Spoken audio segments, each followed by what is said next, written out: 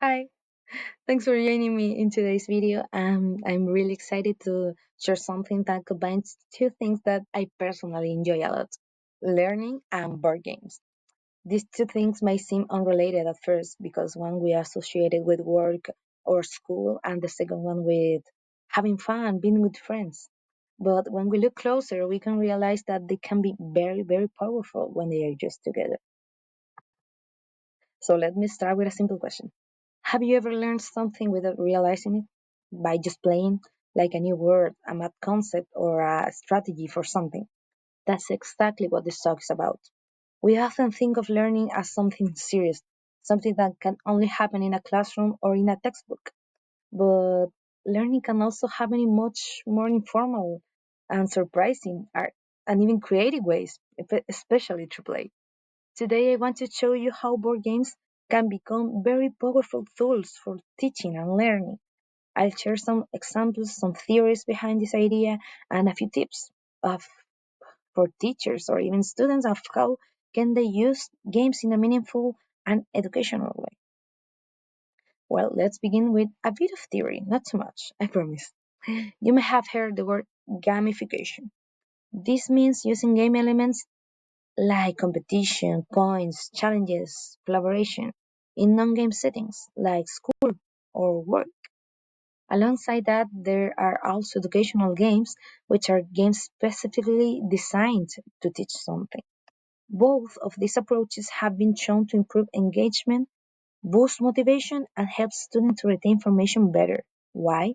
Because game makes us active. We don't just stand there and listen quietly. We solve problems, we think critically, and we collaborate with each other. And that's the kind of learning that stays here with us. Now, these ideas are not new.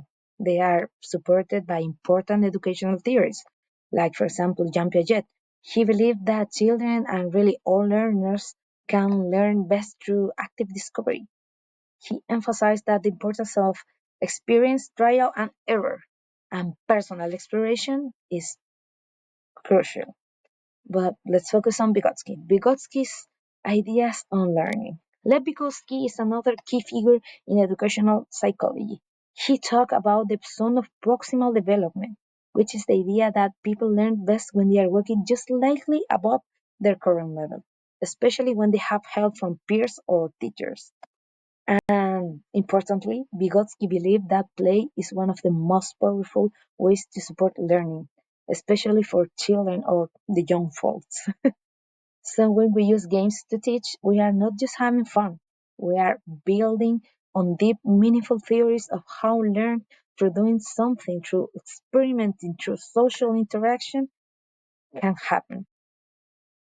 Now, let's move from theory to practice.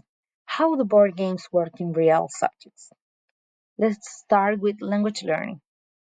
Language learning games have a classic one, the Scrabble. Scrabble helps us with spelling, vocabulary, and even strategy. But there are also creative games like Dixit. Dixit is a game where players describe surreal images using metaphors or emotions. That game pushes students to use their imagination, find the right words, and understand the other's perspectives. Very, very important. But then we move to science and math, the most boring topics. But these two games can change your mind because cytosis is a game which is based entirely in cell biology. Players build proteins, collect resources like ATP, enzymes, and all this while being competitive between each other. It's very, very fun. And then it's Prime Climb. Prime Climb is another colorful and strategic game, but it teaches math operations in a way that's visual and playful. I personally have played that and I hate maths, but this game makes me rethink what I was feeling about math. But let's change the topic. What about social and emotional learning? Some games don't just teach academic contents like cytosis and prime climb. They help us practice empathy, nonverbal communication, and teamwork. One great, very, very great example is the mine. The Mine is a game where the players have to play cards in silence, in the correct order, without talking to each other.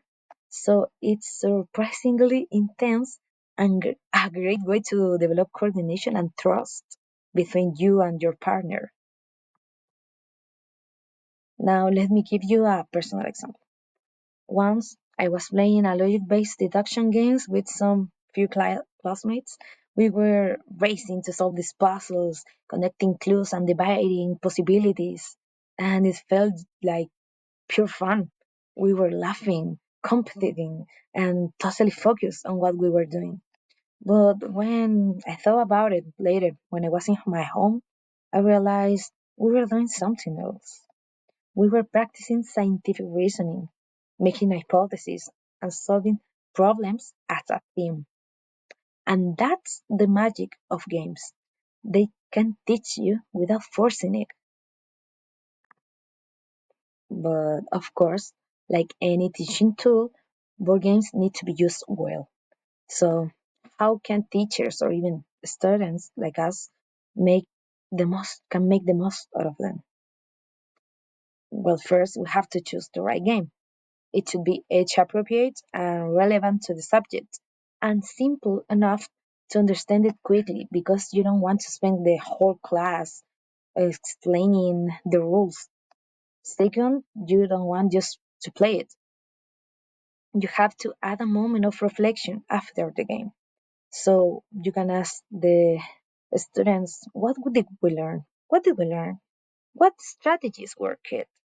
And what could we try differently the next time we play this game? This is called debriefing, and it helps these students to connect with the experience of actual learning. And finally, balance is key. A game should be fun, yes, but should also serve a purpose. If it's too serious, it becomes just another assignment, a homework, boring.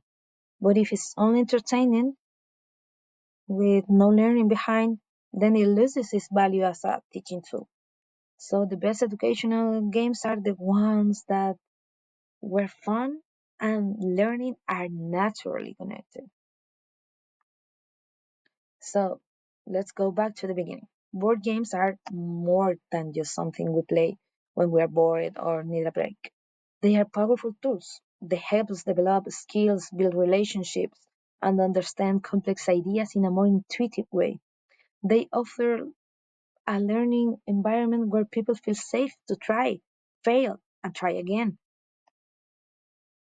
And to wrap it up, I want to encourage you to, whether you are a student or a future teacher or just someone that's been curious and came to this video to explore a board game with new eyes. You have to think about it, of what it teaches, how it challenges your brain, and how it brings people together. Try bringing a game into your next class, maybe, or study session, or even your workshop. You might be surprised at how effective and enjoyable it can be. And I want to leave you with a question. What if fun was the best way to learn all this time? That's all for today. Thank you for watching this video.